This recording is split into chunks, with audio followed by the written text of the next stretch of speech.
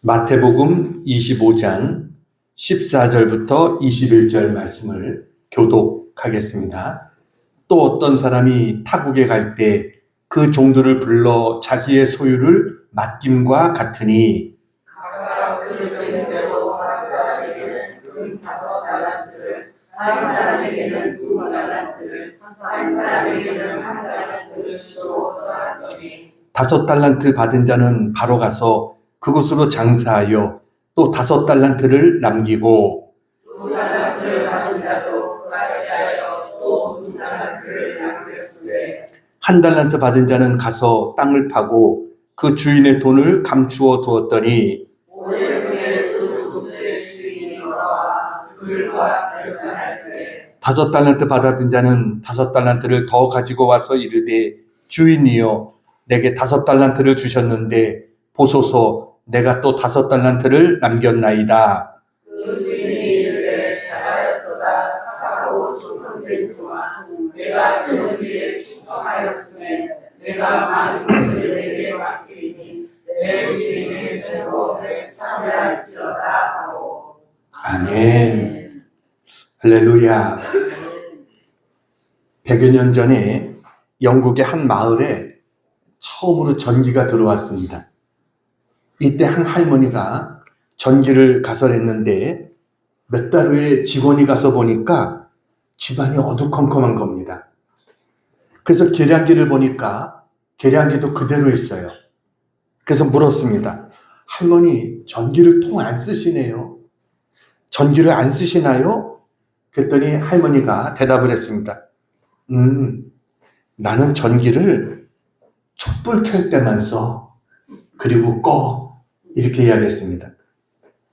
할머니는 전기를 달아놨지만 촛불 켤 때만 쓰고 나머지는 계속 꺼놨기 때문에 전기 혜택을 전혀 받지 못하고 집안은 컴컴했던 것이죠. 여러분, 왜 우리의 삶이 컴컴한지 아십니까? 전기가 없기 때문이 아닙니다. 쓰지 않기 때문입니다. 우리의 삶이 가끔 힘들고 어둡고 그런 이유가 뭐냐? 우리 안에 하나님의 생명이 없고 하나님의 능력이 없기 때문이 아닙니다. 있는데도 쓰지 않기 때문에. 그래서 어두운 거예요. 그러니까 우리 집에 전기는 있어. 그런데 안 쓰고 있을 뿐이야. 이런 사람들이 많이 있다는 것이죠. 여러분, 성경은 우리 안에 예수님의 생명이 있다고 말합니다. 내 안에 성령님이 계시고 성령님의 능력이 함께합니다. 그러니까 우리에게는 하나님이 주신 힘이 있어요. 그렇지만 문제는 아무리 전기가 들어와도 내가 전기를 쓰지 않으면 그 전기의 능력은 내가 이용할 수 없게 되는 것이죠. 오늘 본문은 달란트 비유라고 하는 아주 유명한 예수님의 비유의 이야기입니다. 어떤 사람이, 어떤 한 주인이 외국 여행을 떠나면서 종들에게 재산을 나누어 줬습니다. 한 종에게는 5달란트, 또 한 종에게는 2달란트, 또 다른 종에게는 1달란트를 주었습니다. 그리고 얼마 후에 주인이 돌아왔어요. 그리고 맡겨진 달란트에 대한 결산을 주인이 합니다. 그랬더니 5달란트 받은 사람과 2달란트 받은 사람은 2배를 남겨가지고 칭찬을 들은 반면에 1달란트 받은 사람은 주인에게서 주인이 준 그 1달란트 다시 그냥 내놨다가 주인에게 책망을 받는 그러한 내용이 오늘 성경의 내용입니다. 여기서 주인은 누구를 상징할까요? 하나님이죠. 그럼 종들은 누구예요? 우리들을 말하는 겁니다.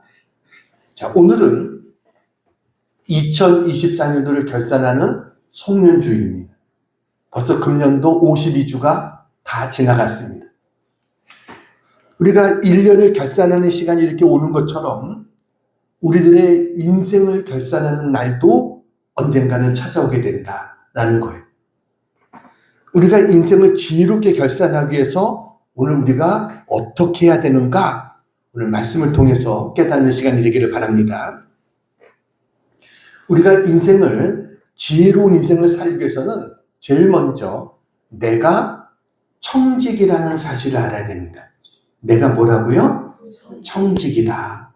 이 말은 주인이 있다는 겁니다. 우리에게는 주인이 있어요. 모든 것의 소유주 되신 분이 계세요. 그분이 누구예요? 바로 하나님입니다. 그러니까 내게 속한 모든 것은 다 하나님께 속한 것이에요. 하나님이 만드셨고 하나님의 소유입니다. 오늘 성경에 보면 이렇게 말합니다. 14절에, 자, 14절 한번 볼까요? 같이 한번 읽어보겠습니다. 시작. 또 어떤 사람이 타국에 갈 때 그 종들을 불러 자기 소유를 맡김과 같으니, 중요한 두 개의 단어가 나오죠. 하나는 누구의 소유예요? 하나님의 것이라는 거예요. 그거를 어떻게 했다는 겁니까? 맡겼다는 겁니다. 하나님의 것을 우리에게 잠깐 맡긴 거예요. 그러니까 여러분, 우리의 것이 아닙니다. 근데 우리는 내가 가지고 있는 것들을 내 것이라고 생각합니다. 내 인생도 내 것, 내 시간도 내 것, 내 건강도 내 것, 내 자식도 내 것이라고 생각해요. 그래 여러분, 이거는 잘못된 생각인 것입니다. 우리는요, 이 땅에 올 때 아무것도 가지고 오지 않았고 갈 때도 아무것도 가지고 가지 못합니다. 이게 우리입니다. 그냥 우리가 이 땅에 있는 동안 60년, 어떤 사람은 80년, 길면 100년 하나님께서 우리에게 맡겨주신 것을 빌려서 쓰고 있다가 우리는 가는 거예요. 언젠가는 돌려드려야 됩니다. 우리가 이 땅에 아무것도 가지고 온 것이 없는 것처럼 갈 때도 아무것도 가지고 가지 못한다라고 말해요. 그러니까 우리의 인생은 내게 아닙니다. 하나님이 나에게 맡겨주신 것을 잠시 동안 관리하는 것, 이게 우리의 인생이에요. 근데 사람들이 이것을 잊어버립니다. 그러다가 언제 주제 파악을 합니까? 잃어버려 보면 깨닫게 됩니다. 건강이 내 건 줄 알았는데 어느 순간 건강을 잃어버려 보면 이게 건강이 내 게 아니었구나, 이거 알게 되는 거예요. 돈이 내 건 줄 알고 있었는데 어느 순간 돈을 다 잃어버려 보면 돈이 내 게 아니었구나, 이것을 우리가 알게 됩니다. 자식도 마찬가지인 겁니다. 자식도 다 내 자식인 것 같지만 자식이 속속이고 말 안 들어보세요. 이게 내 게 아니구나, 다 하나님 것이구나, 다 우리가 깨닫게 되는 겁니다. 그래서 우리가 지혜로운 인생을 살기 위해서 제일 먼저 알아야 될 것은 나는 청직이다. 내 것은 아무것도 없고 하나님의 것을 우리가 잠시 맡아서 관리하는 청직이다. 이것을 우리가 알아야 돼요. 또 하나 우리가 알아야 될 것은 하나님은 공평하신 하나님이시다라는 겁니다. 주인은 종들에게 각자 기회를 줍니다. 어떤 사람은 5달란트, 어떤 사람은 2달란트, 어떤 종에게는 1달란트를 줍니다. 이것을 보면서 우리는 주인이 참 불공평하다, 이렇게 생각하는 사람이 있을 거예요. 그런데 여러분, 본문을 자세히 보면 결코 그런 게 아닙니다. 여러분, 1달란트가 어느 정도 될까요? 1달란트는 6,000데나리온 정도 됩니다. 6,000데나리온, 별로 잘 실감이 안 나죠? 한 데나리온이 장정의 하루 품삯입니다. 장정의 하루 품삯. 그러니까 여러분, 하루 품삯이 10만 원이다. 이렇게 치면 6,000데나리온이면 얼마겠어요? 6억 정도 되는 겁니다. 그런데 여기서 말하는 그 장정의 하루 품삯이라 했는데 그냥 장정이 아니라 숙련된 장정을 말합니다. 숙련된 장정이라 그러면 여러분 품삯이 더 올라가잖아요. 그러니까 여기서 6,000데나리온이다. 그러면 6,001에 해당되는, 다시 말하면 그 사람의 10년이 아니죠. 20년 가까운 연봉에 해당되는 그런 액수예요. 그러니까 상당히 큰 그러한 돈을 맡겼다라는 것을 알 수 있어요. 그런데 이 사람은 나를 왜, 다른 사람은 저렇게 더 많이 줬는데 나는 왜 이거 한 달러밖에 안 줬어? 이렇게 불평하고 있는 겁니다. 여러분, 오늘 본문을 우리가 상식적으로 한번 생각해 보세요. 5달란트 받았던 사람이 5달란트를 남기고 2달란트 받았던 사람이 2달란트를 남겨서 칭찬을 들었다면, 그러면 1달란트 받았던 사람은 얼만큼 남기면 될까요? 1달란트 남기면 되는 거예요. 그래도 아마 5달란트 받았던 사람과 똑같은 칭찬을 그 사람도 들었을 겁니다. 주인이 그 사람에게 1달란트 맡겨놓고 10달란트를 바랐을까요? 5달란트 남기기를 바랬을까요? 그게 아닐 거예요. 더 막말로 얘기해서 1달란트 가지고 나간 사람이 나가서 최선을 다해서 장사하다가 실패했어요. 원금마저 다 날렸어요. 그리고 주인한테 와서, 주인님, 제가 1달란트 가지고 열심히 해봤는데 제가 다 그만 잃어버리고 말았습니다. 그렇게 주인에게 죄송합니다라고 용서를 구했다면 주인이 이 종을 내쳤을까요? 그러지 않았을 거라고 봅니다. 주인은 아마, 그래, 너 좋은 경험을 얻었지? 내가 다시 1달란트 줄 테니까 다시 한번 열심히 해봐. 아마 이랬을 거라고 생각이 들어요. 그런데 이 1달란트 받았던 사람은 주인을 악한 주인처럼 생각하고 있어요. 주인을 잘못 알고 있어요. 주인을 오해하고 있습니다. 그가 얼마나 주인을 오해하고 있었냐? 24절을 보겠습니다. 자, 같이 한번 읽어보겠습니다. 시작. 1달란트 받았던 자는 와서 이르되, 주인이여, 당신은 굳은 사람이라 심지 않은 데서 거두고 해치지 않은 데서 모으는 줄을 내가 알았으므로. 주인이여, 당신은 뭐라고요? 굳은 사람이라. 굳은 사람이 뭘까요? 다른 말로 번역하면 인색한 사람이다 라는 뜻입니다. 당신은 인색한 분입니다 라는 거예요. 왜요? 저 사람한테는 5달란트 주고 이 사람한테 2달란트 줬는데 나한테는 1달란트밖에 안 줬으니까 당신은 인색한 사람이다, 이렇게 말하는 거예요. 그러면서 당신은 뭐예요? 심지 않은 데서 거두는 줄 알았다는 거예요. 심지 않은 데 거둘 수 있습니까? 또 뭐라고 말합니까?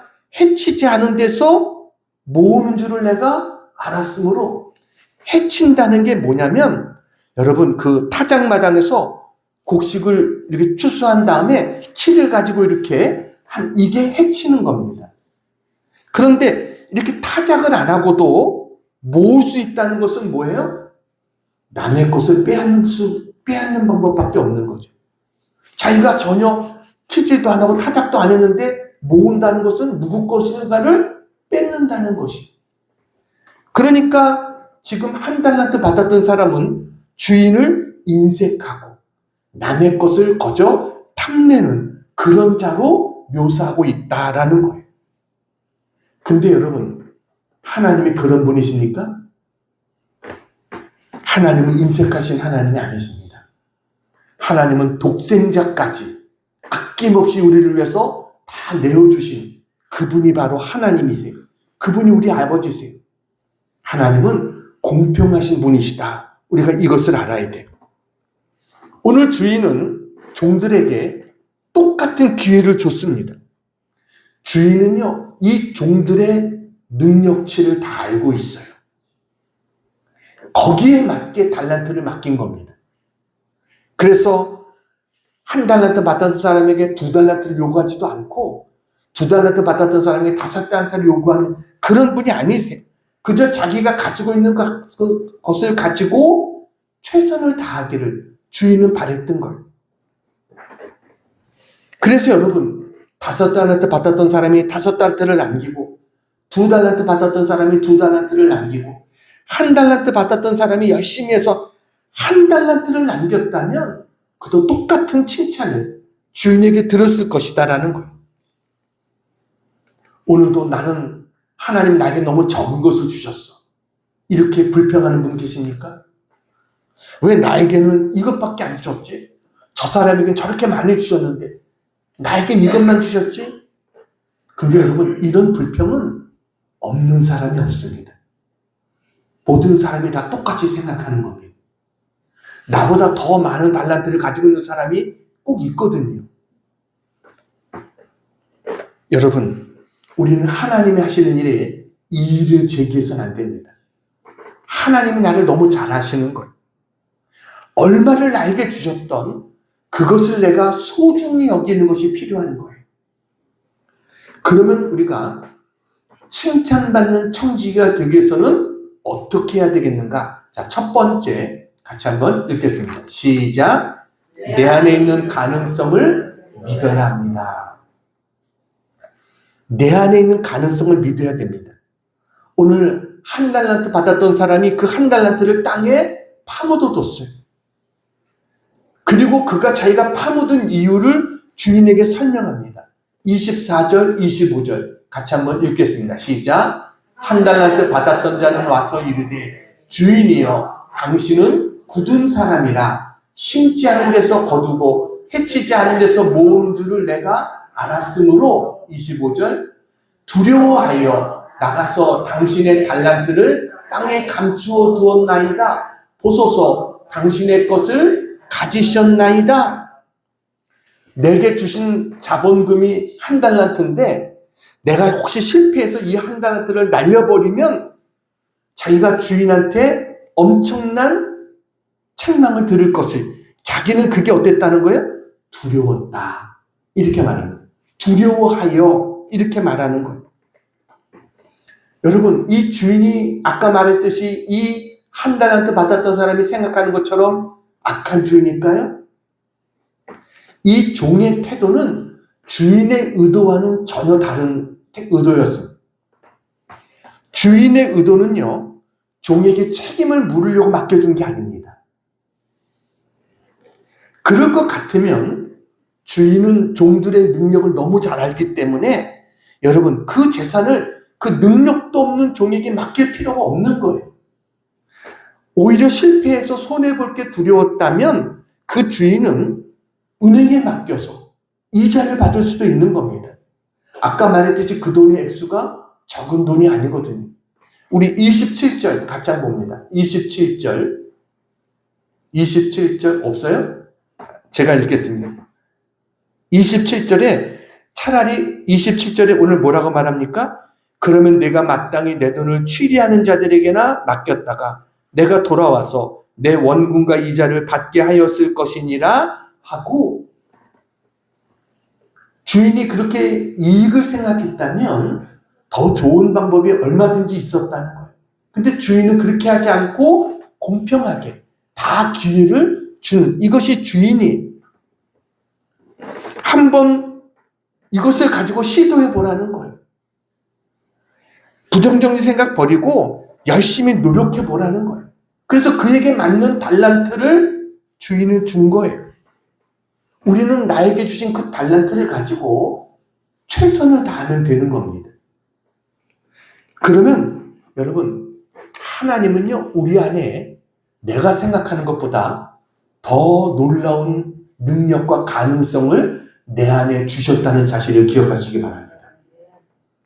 하나님은 우리에게 내가 생각하는 것보다 더 놀라운 능력을 내게 주셨어요. 미국의 스탠포드 대학에서 실제로 있었던 일입니다. 이 스탠포드 대학이 굉장히 공부도 잘하고 경제적으로 넉넉한 그런 아이들이 많이 공부하는 그런 학교입니다. 근데 한 학생이 수학 시간에 늦었어요. 그래가지고 수업이 막 이제 들어가니까 수업이 끝나고 벌써 교수님이 나가신 거예요. 근데 칠판에 보니까 수학 문제 2개가 이렇게 적혀 있어요.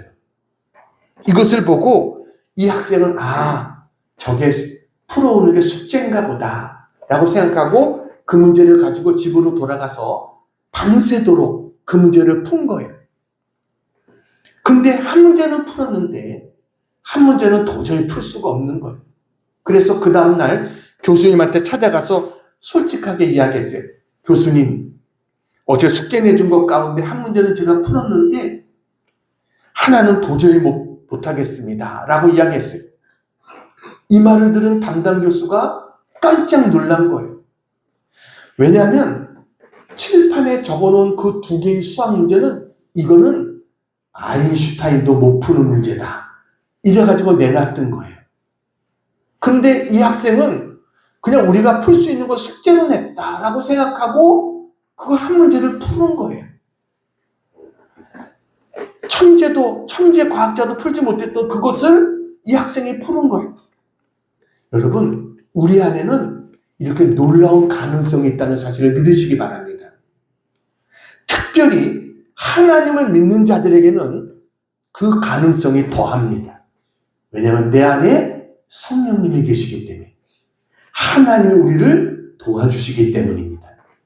그래서 성경은 뭐라고 말합니까? 마태복음 7장 7절 같이 한번 읽겠습니다. 시작. 구하라 그리하면 너에게 주실 것이요, 찾으라 그리하면 찾아낼 것이요, 문을 두드리라 그리하면 너에게 열릴 것이니. 기도하면 어때요? 하나님 도와주시겠다는 거예요.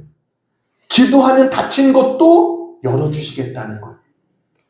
예수님께서 뭐라고 말씀하셨습니까? 마태복음 9장 23절입니다.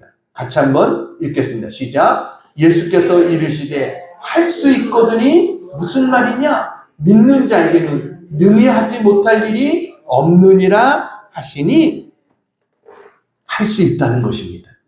한 달란트 받았던 사람도 할 수 있다는 것입니다. 왜냐하면 그럴 가능성을 하나님 우리에게 주신 거예요. 그래서 나는 할 수 없다, 난 못해, 난 안 돼. 여러분, 이런 말들을 버리시기 바랍니다. 그런 말 하나님 앞에서 해서는 안 돼요. 우리는 하나님에서, 하나님 저도 할 수 있는 줄로 믿습니다. 내 안에 할 수 있는 능력을 주신 줄로 믿습니다. 이러고 우리가 주어진 일에 최선을 다할 수 있는 그런 우리 모두가 되기를 축원합니다. 자, 두 번째 같이 한번 읽겠습니다. 시작. 작은 일에 최선을 다해야 합니다. 사람은요, 일이 매우 작다고 생각합니다. 그래서 일을 별거 아닌 것으로 생각해요. 근데 여러분, 일이 얼마나 소중한 숫자입니까? 여러분, 모든 큰 수도, 아무리 큰 것도 일부터 시작되는 거예요. 일을 건너뛰고 이부터 한 것은 정답이 될 수 없습니다. 아무리 그게 1억이 되고 조가 되고 이래도 그건 틀린 답이 되는 거예요. 우리는 하나의 소중함을 알아야 돼요. 이 사람 나에게 왜 한 달러밖에 안 줬어? 그건 가볍게 생각했어요. 우습게 생각했어요. 근데 성경은 뭐라고 말합니까? 예수님께서 어떤 목자의 비유를 주십니다. 양이 100마리가 있었는데 한 마리를 잃어버렸어요. 그랬더니 그 99마리를 두고 한 마리를 찾도록 찾았어요. 이게 목자의 심정이에요. 하나가 중요하다. 작은 게 중요하다는 거예요. 우리가 작은 것을 소홀히 여겨서는 안 돼요. 작은 것을 중요하게 생각할 줄 알아야 돼요. 1947년 미국의 시카고 근교에 그 위스칸신이라고 하는 주에 천체 연구소에 근무하고 있었던 천체 물리학자 챈드리스 박사가 있습니다. 이분이 시카고 대학에서 걸려온 전화를 한 통 받습니다. 그러면서 박사님, 겨울방학 동안에 저희 학교에 와서 고급 물리학을 좀 강의해 주셨으면 좋겠습니다. 겨울방학 동안에 특강을 해달라는 거예요. 고급 물리학에 관한 특강을 좀 해달라. 그래서 그가 네, 좋습니다. 그렇게 하겠습니다. 괜히 승낙을 했어요. 근데 몇 주 후에 학교에서 다시 전화가 왔습니다. 박사님, 아무래도 강의를 취소해야 될 것 같습니다. 라고 이야기하는 거예요. 그래서 왜요? 하고 물었더니 신청한 학생이 너무 적어서요. 그래서 얼마나 신청했는데 했더니 2명밖에 신청 안 했습니다. 라고 이야기를 한 거예요.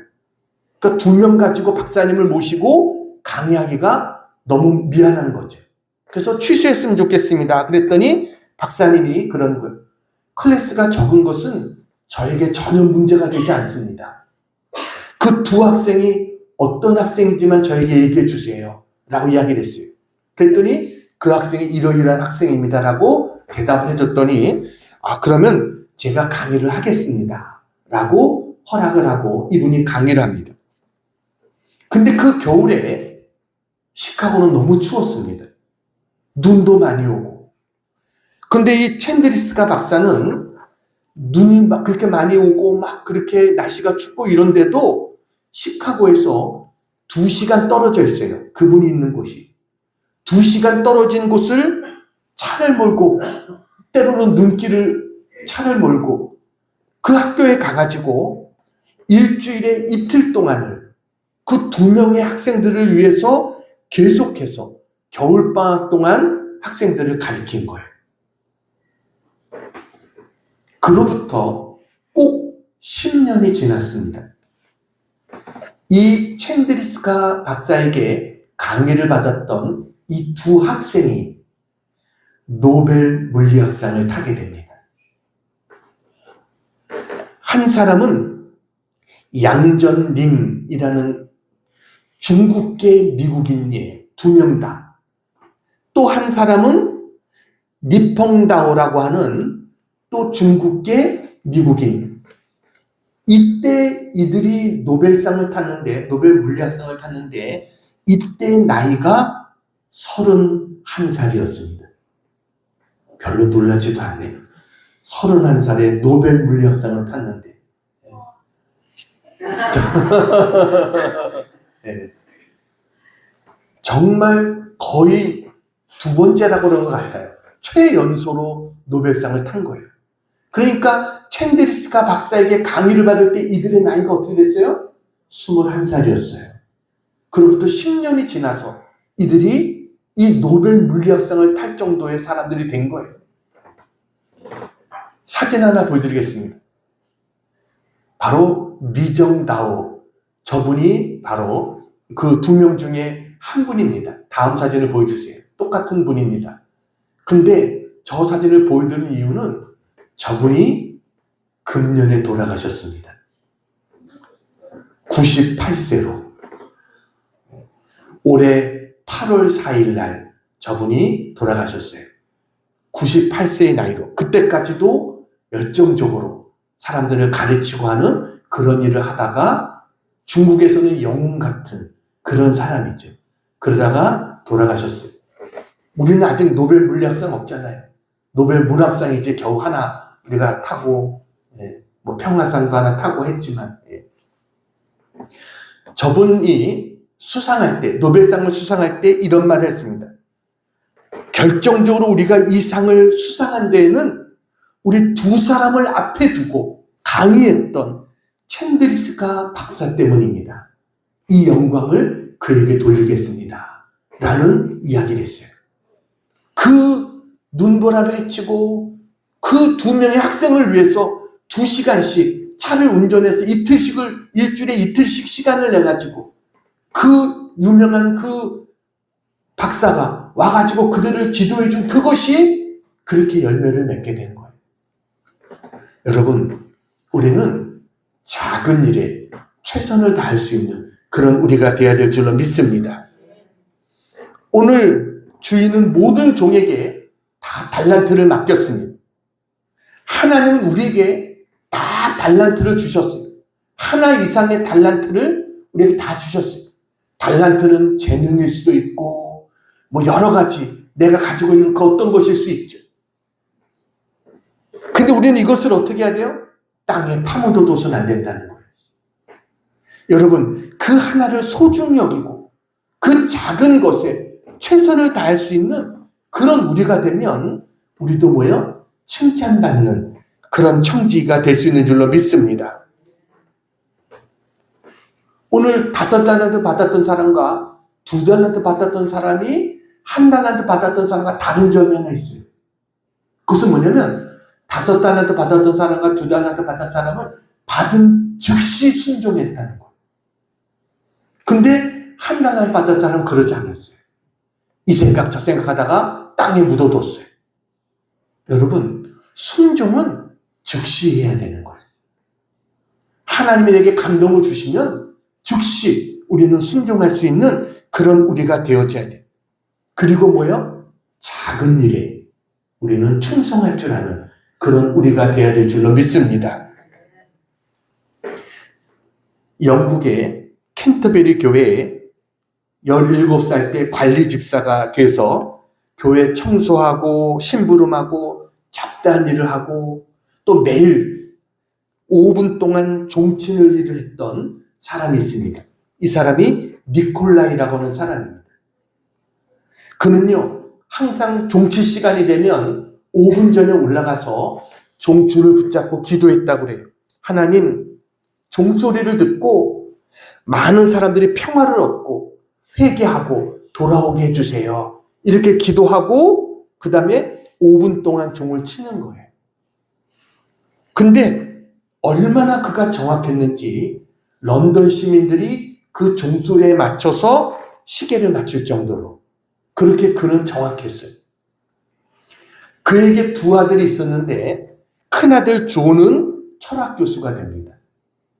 둘째 아들 제임스는 의학 교수가 됩니다. 이 아들들이 아버지에게 권하는 거예요. 아버지, 이제 그만 종치는 일 하지 않아도 되겠습니다. 그때마다 니콜라이는 나는 죽을 때까지 종을 칠 것이다 라고 이야기를 했어요. 76세 때 병이 들었습니다. 그래가지고 교회에서도 이제 종치는 일은 다른 사람에게 맡기라 이렇게 이야기를 했어요. 그런데도 그는 계속해서 이건 나의 사명이다. 그리고 계속해서 종치는 일을 하는 거예요. 나중에는요, 혼수 상태에 빠졌습니다. 근데 혼수 상태에 빠졌다가도 종칠 시간이 가까워지면 깨나는 거예요. 그러면 또 가서 또 기도하고 또 5분 동안 종을 치고 돌아왔어요.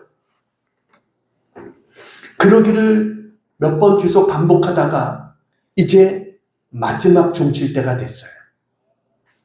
그러자 그의 아들들이 그를 부축하고 종에 갑니다. 그래서 아버지가 종을 붙잡고 기도하다가 숨을 거뒀어요. 여러분, 정말 그는 죽도록 충성한 거예요. 엘리자베스 여왕이 이 소식을 듣고 감동받아서 이 니콜라이의 시신을 황실 묘지에다 안장하라 라고 지시했습니다. 장례식 날 영국에 있는 런던에 대부분의 식당들이 문을 닫았고요. 유흥업소들도 다 자진해서 문을 닫고 그야말로 자연스럽게 그날이 공휴일같이 돼버리고 말았어요. 니콜라이는 죽을 때까지 충성했더니 성자라는 칭호를 받게 되고 온 가족은 귀족처럼 대우를 받는 존귀한 삶을 살게 됐습니다. 비록 종치는 일이었어요. 누구도 별로 신경 써주지 않는. 그런데 그 종치는 작은 일을 그는 죽을 때까지 그는 최선을 다해서 충성했어요. 그랬더니 땅에서도 영광을 얻게 됐어요. 하나님 앞에 가서도 상급이 있겠죠. 여러분, 우리는 작은 일에 충성하는 그와 같은 우리 모두가 되기를 주님의 이름으로 축원합니다. 그게 칭찬받는 청지가 되는 비결이에요. 세 번째, 같이 한번 읽겠습니다. 시작. 결산의 날이 있음을 알아야 합니다. 결산의 날이 있음을 알아야 된다. 마태복음 25장은 주님이 재림하실 때 어떤 일이 일어날 것인가, 이것을 비유로 이야기해주는 그런 장이 마태복음 25장입니다. 열처녀의 비유가 나오고요. 또 달란트 비유가 나오고 또 양과 염소의 비유가 나옵니다. 이 모든 것들이 뭐예요? 주님이 재림할 때 어떤 일이 벌어질까? 제일 중요한 것은 둘로 나눠진다는 거예요. 칭찬받을 사람과 그렇지 못한 사람들로 나눠지게 된다. 천국에 들어갈 사람과 그렇지 못한 자들로 나눠지게 된다는 거예요. 근데 거기를 보면 책망받는 사람들, 이들의 특징이 뭐냐면 악행을 일삼는 사람들이 아니라 하나님의 일을 적극적으로 하지 않았던 그런 사람들이었어요. 그러니까 성경은 적극적으로 죄를 짓는 것만이 문제가 아니라 소극적으로 아무것도 하지 않는 것, 이것도 문제라는 거예요. 여러분, 우리에게는 갑자기 결산의 날이 찾아올 수 있습니다. 우리는 아무도 알 수 없습니다. 제 대학교 때 동기가 그저께 하나님의 부름을 받았습니다. 내일이 발인입니다. 두 번째 친구가 우리 같이 77학번 우리 동기들 중에 두 번째 친구가 그저께, 이 친구는 같이 침례교단에서 공부하다가 감리교단으로, 대학원을 감리교단으로 가가지고 감리교 목사가 돼서 감독까지 올라갔던, 그래서 여기 당진에서 목회했던, 제주도에서 목회하다가 당진에서 목회했던 그런 친구예요. 교회에서 일을 하다가 덤프트럭에 의해서 사고로 죽게 됐습니다. 우리는 내일 일을 아무도 알 수 없습니다. 얼마 전에 만나서 같이 식사하면서 같이 교제했던 그런 친구였어요. 갑자기 그렇게 하나님 앞에 가게 될 줄 전혀 몰랐죠. 저도 우리가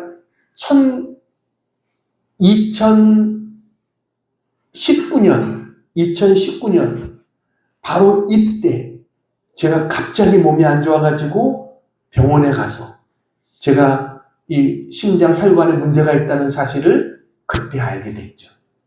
그래서 저도 바로 이 크리스마스 껴있고 송구영신 예배 있고 이래가지고 수술해야 된다고 그러는데 제가 수술을 미뤘어요. 수술을 미루고 우리 첫 주 예배 드리고 제가 수술하겠다. 그때 의사가 그런 얘기 하더라고요. 어떤 사람이 와서 나처럼 그렇게 똑같은 증세로 그랬는데 그 사람이 바쁜 일이 있다고 며칠만, 그러니까 수술 날짜를 며칠 미뤘는데 바로 그 다음날 죽었다. 그런 얘기 하더라고요.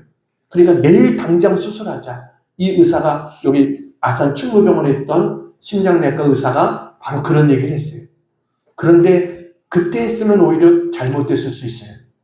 왜냐면 제 심장 혈관 3개가 다 막혔거든요.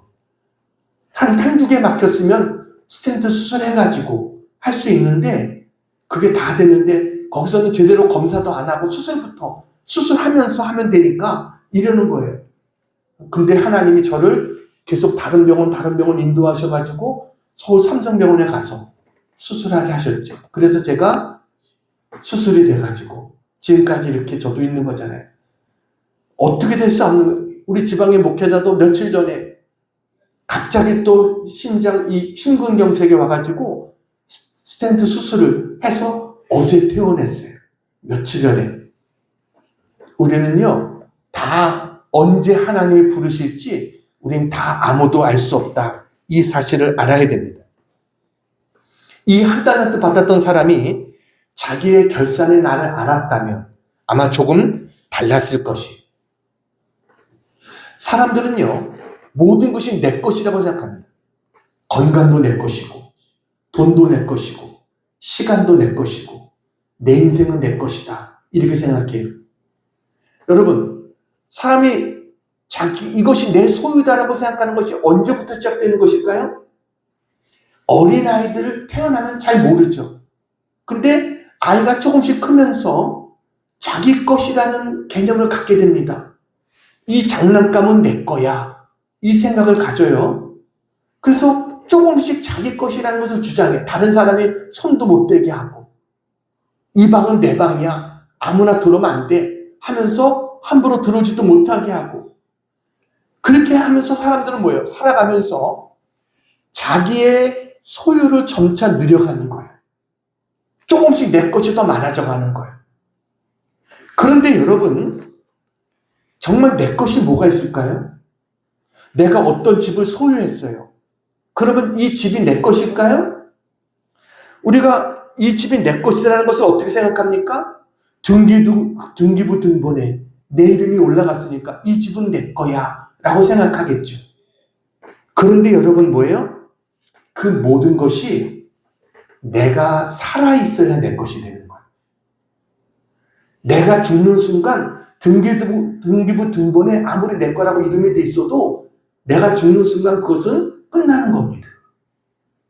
예수님도 어리석은 부자에게 뭐라고 말합니까? 어리석은 자여, 오늘 밤에 내 영혼을 도로 찾으리니 그러면 내 예비한 것이 네 것이 되겠느냐라고 말씀하셨어요.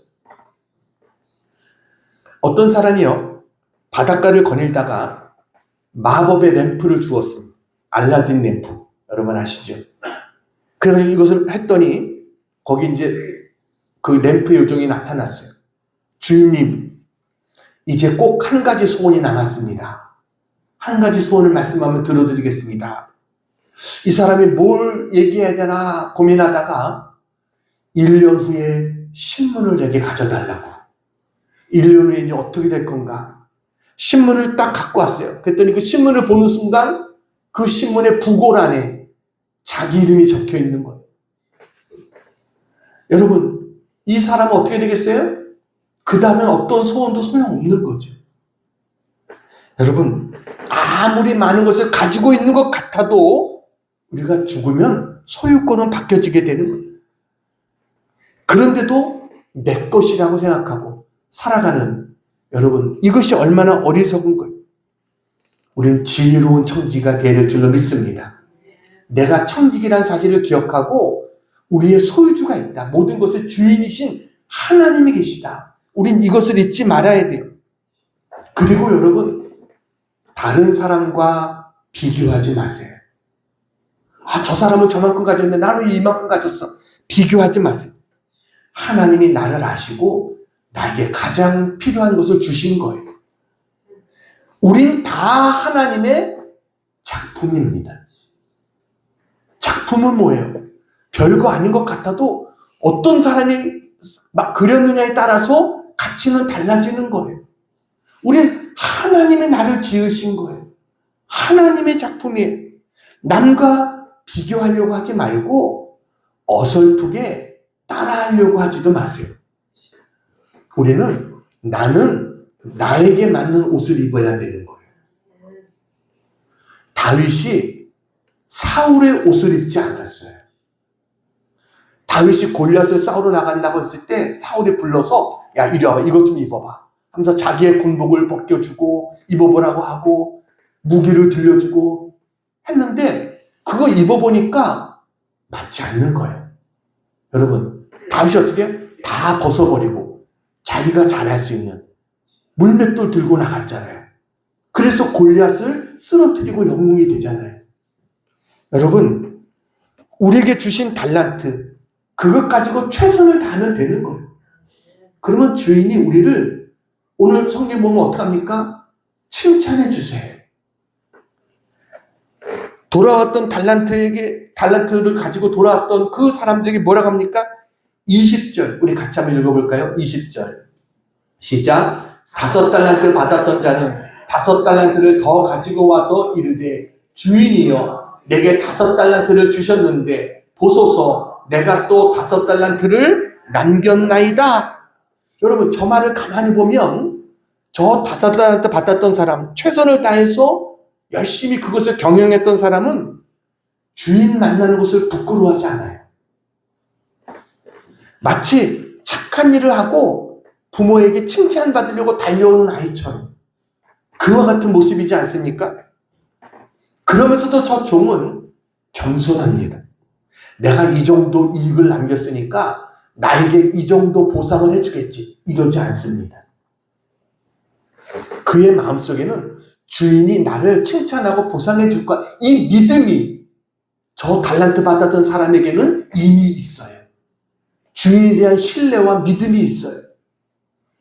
주인이 어떻게 보상해 줍니까? 21절 같이 한번 읽겠습니다. 시작. 그 주인이 이르되 잘하였도다 착하고 충성된 종아, 내가 적은 일에 충성하였음에 내가 많은 것을 내게 맡기리니 내 주인의 즐거움에 참여할지어다 하고, 여러분 여기 보니까 주인이 야 정말 똑똑한 종아 이렇게 칭찬하지 않았습니다. 똑똑하다고 칭찬하지 않았어요. 뭐예요? 착하고 충성된 종아라고 칭찬했어요. 그러니까 하나님 우리를 칭찬하시는 기준은 충성인 것입니다. 내가 적은 일에 충성하였음에 내가 많은 것을 내게 맡기겠다라고 말씀하세요. 그러면 여기서 여러분, 많은 것을 맡기겠다는 것은 많은 물질을 맡기겠다는 게 아니라 또다시 기회를 주겠다는 거예요. 여러분, 더 큰 기회를 주시겠다는 거예요. 요셉이 보디발의 집에서 충성했어요. 그랬더니 하나님은 더 큰 것을 주세요. 나중에 뭐예요? 애굽 전체를 관리할 수 있는 그런 기회를 그에게 허락해 주시는 거예요. 우리가 충성하면 하나님은 우리에게 더 큰 기회를, 더 큰 일을 할 수 있는 그런 기회를 우리에게 허락해 주시는 것을 믿으시기 바랍니다. 2달란트 받았던 사람도 똑같은 칭찬의 이야기를 듣습니다. 한 구절도 틀리지 않아요. 그러니까 하나님의 기준은 얼마나 많이 남겼느냐, 이게 아니에요. 하나님, 내가 얼마나 맡은 일에 최선을 다했느냐, 이게 하나님의 기준인 것. 그러니까 우린 작다고 불평할 게 아니라 나에게 주신 그것을 가지고 최선을 다하면 되는 거예요. 그러면 주인이 주시는 축복이 뭐예요? 내 주인의 즐거움에 참여할지어다. 여러분, 하나님이 주시는 복이 뭡니까? 주인의 즐거움에 참여한다. 하나님의 기쁨을 주시겠다는 거예요. 천국의 기쁨일 뿐만 아니라 이 땅에서도 하나님의 그 기쁨을 우리에게 허락해 주시겠다. 여러분, 이 축복이 있기를 축원합니다. 이제 마지막 한 가지 이야기하고 마치려고 합니다. 한 200년 전에 나이가 차고도 직업을 구하지 못해서 걱정하는 한 청년이 있었습니다. 아버지도 걔를 보니까 좀 한심하고 좀 걱정이 되는 거예요.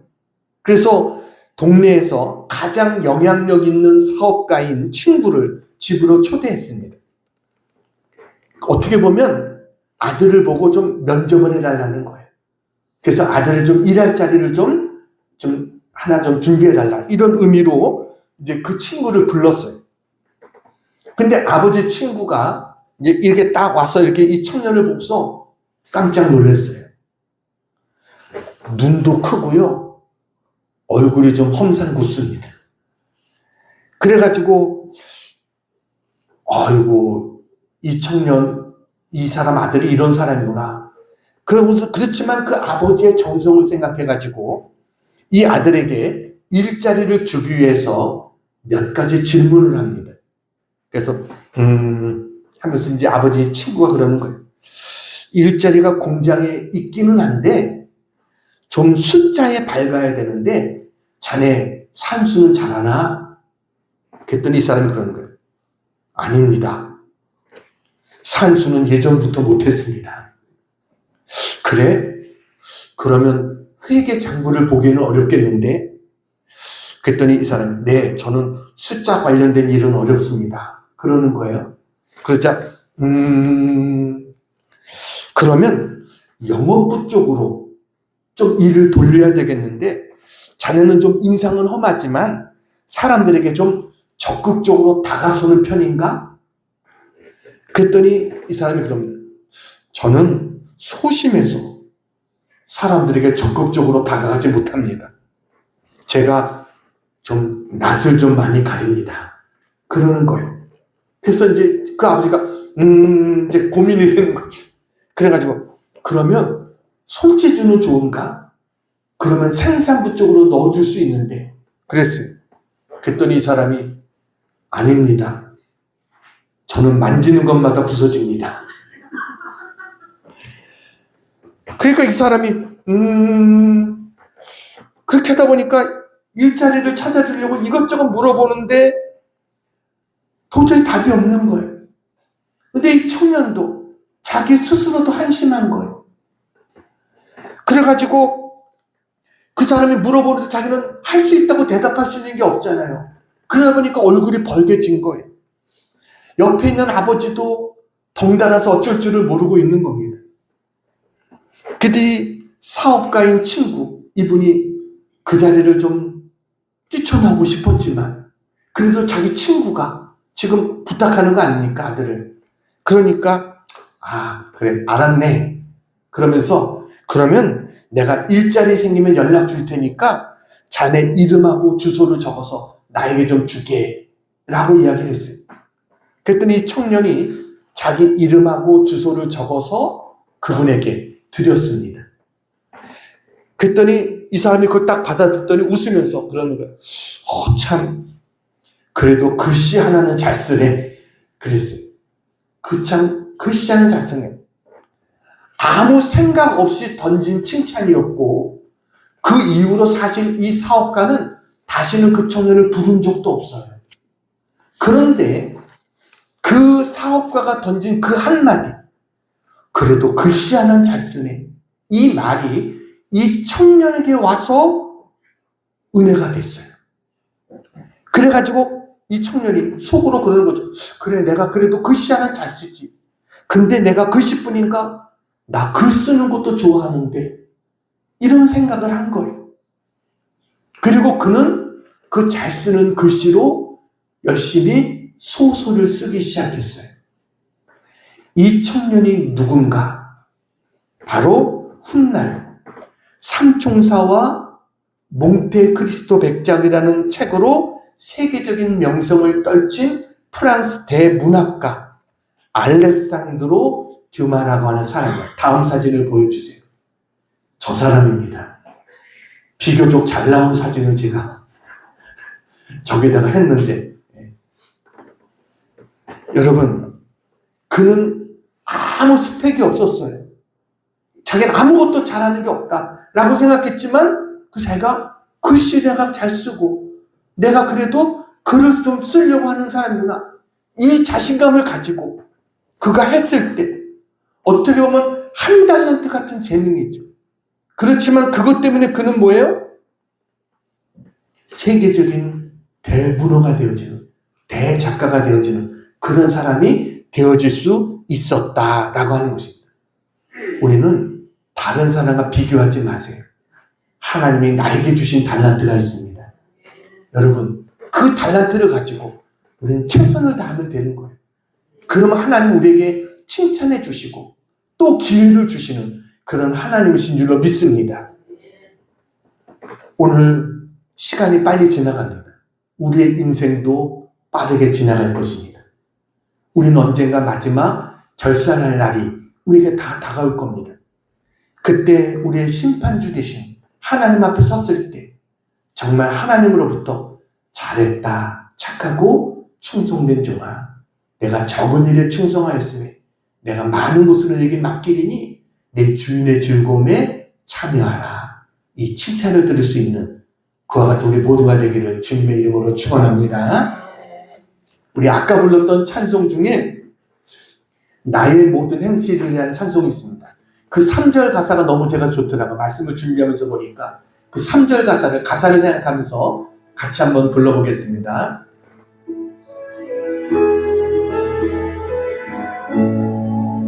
이 땅 위의 모든 것, 이 땅 위의 모든 것, 마지막 날 될 때에 주여 나를 받아주소서.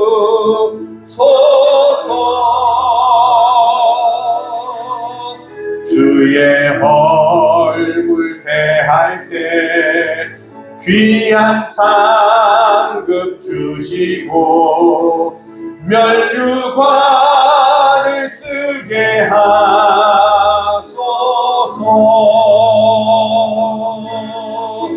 내 모든 형편을 다 기억하시고 늘 나와 동행하옵소서.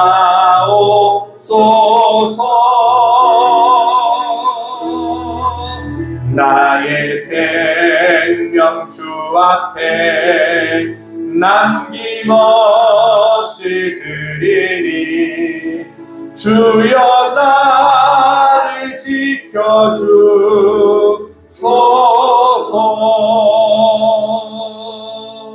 기도하겠습니다. 고마우신 아버지 하나님, 은혜와 사랑을 감사합니다. 지난 시간을 돌이켜볼 때 하나님 앞에 부끄러운 저희들입니다. 그렇지만 하나님 저희들을 긍휼히 여겨 주시고 은혜를 베풀어 주셨기에 여기까지 올 수 있었음을 감사합니다. 이 자리까지 인도해 주신 에베네셀의 하나님을 찬양합니다. 하나님만이 모든 것의 주인이심을 고백합니다. 내가 주인이 아니라 저희는 청지기임을 믿습니다. 하나님 보시기에 잘했다, 착하고 충성된 종아, 내가 작은 일에 충성하였음에 내가 많은 것을 내게 맡기리니 주인의 즐거움에 참여하라는 이 칭찬을 들을 수 있는 믿음의 종들이 다 되게 해 주시옵소서. 하나님, 우리에게 결산의 날이 있다는 사실을 기억하며 언제나 하나님 앞에 부끄럽지 않게 설 수 있는 저희 모두가 될 수 있도록 하나님 은혜를 더해 주시옵소서. 예수님의 이름으로 간절히 기도하옵나이다. 아멘.